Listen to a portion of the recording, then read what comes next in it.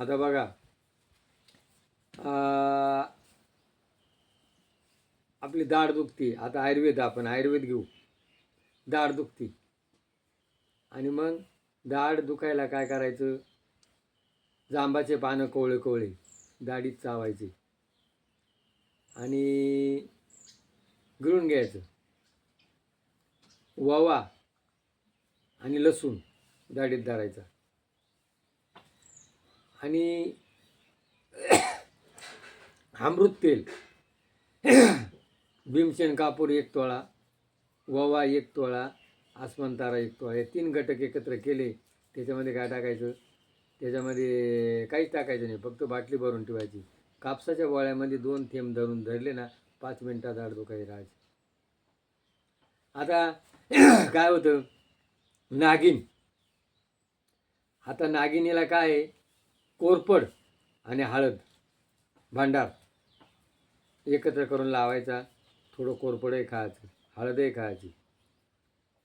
आघाडा जो आहे ना, आघाड्याच्या पानाचा रस त्या कोरपड्याला लावायचा नागिनीला आणि तो थोडा प्यायचा. वाळलेला असो वाळला असो, बाहेरून लावणं आणि पिणं.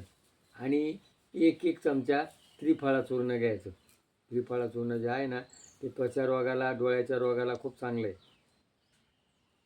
आता आपल्या पायात काटा भरला, मग काच भरली, ओवा, हिंग आणि गव्हाचं पीठ, हळद एकत्र करा, 2-3 दिवस बांधा, तो काटावर येतो. आता काही गोष्टी ज्या अशा आहे ना, आपल्याला झटकन करता येतात. आता तोंड आल्यावर काय करायचं, बाबळीचा पाला चावायचा, गिळून घ्यायचा. उंबराची पानाला फोड येतात, ते चावायची.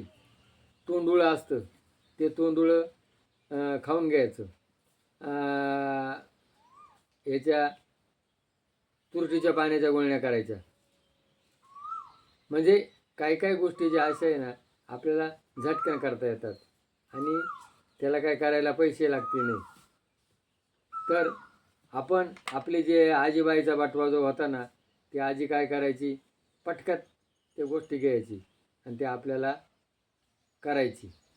आज आपण काय केलं, सगळं रेडीमेड. काय झालं का लगेच गोळी, काय झालं लगेच गोळी. गोळी घ्या, पण त्याच्याबरोबर या गोष्टी करायला काहीच हरकत नाही. तर असे घरगुती उपाय आपल्याला थोडे मी सांगत राहील. फक्त एक करा, आपला व्हिडिओ जो आहे ना, त्या व्हिडिओला तुम्ही क्लिक करा, सदस्य व्हा. जेवढे तुम्ही सदस्य व्हाल, जेवढं क्लिक कराल, तेवढं सांगायला मलाही हुरूप राहील. आज माणूस कसा आहे, जिकडं तिकडं स्वार्थी. त्याला काहीतरी मिळलं ना, मग त्याला हुरूप येतो, मिळलं नाही का तो नाराज होतो. आता मला काय तुमच्याकडून पैसे नको आहे, फक्त काय पाहिजे, क्लिक आणि सदस्य. तर कृपा करा, सदस्य करा. जेवढी नवीन माहिती ते सांगण्याचा मी प्रयत्न करील. आयुर्वेदिक आहे, आध्यात्मिक आहे, विज्ञान आहे. आपल्या व्हिडिओमध्ये 2-3 गोष्टी, विज्ञान, अध्यात्म आणि आयुर्वेद, या 4ही गोष्टी आपल्याला सांगायचा प्रयत्न करील.